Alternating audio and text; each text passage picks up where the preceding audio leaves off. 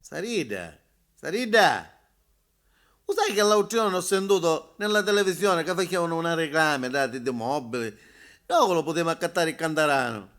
E poi ci potevamo accattare il comodino per Ghiachino che io si mette a studiare. Io non so, a proposito, tu non mandaste Ghiachino a fare pisciare il cane? Minchia, chi non lo fa scappare? Chi non lo fa scappare? L'altro giorno 3 volte che l'ho preso da sotto. Chi non libera, ci devo cosa da accordo perché è fissato che la fare correre. E poi come chiappiamo cane? Ci curo io presso questa panza? Ma c'è una resca azzeccata in teghito che mi sta buttando un fastidio. Ma proprio, proprio. Vieni qua, cerca di lavorare a tu, guarda. Tira, quale chito mi sta tirando? Il chito de pere mi dire, minchia. Sarina, canta il chito del dito Nico, qua, il dito Nico, qua, tira, tira. Ah, ce n'hai unghie, non ce n'hai unghie. E che unghie hai allora? Non ce n'hai unghie.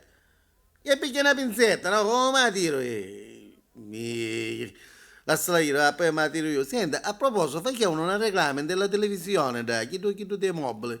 Chi da che fabbricantone, da, accatto, che tutti i piccirini, dai, e chi non si porta la testa, lo sai? A che ora la fanno? E lui? E lui, e ora sì, lui.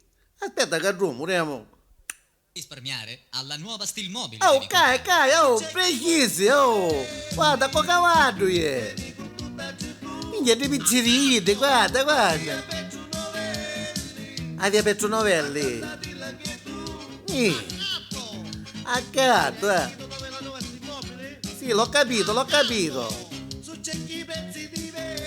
E io non ho capito che non hai. Io mi porta a mia moglie io. Da lì è. Da lì è salita, da lì è sta cucina. Bianca, come chi da voglio tu, eh? Chi sta come chi da voglio io, però. E non ti gelosiare, sempre che ti gelosie.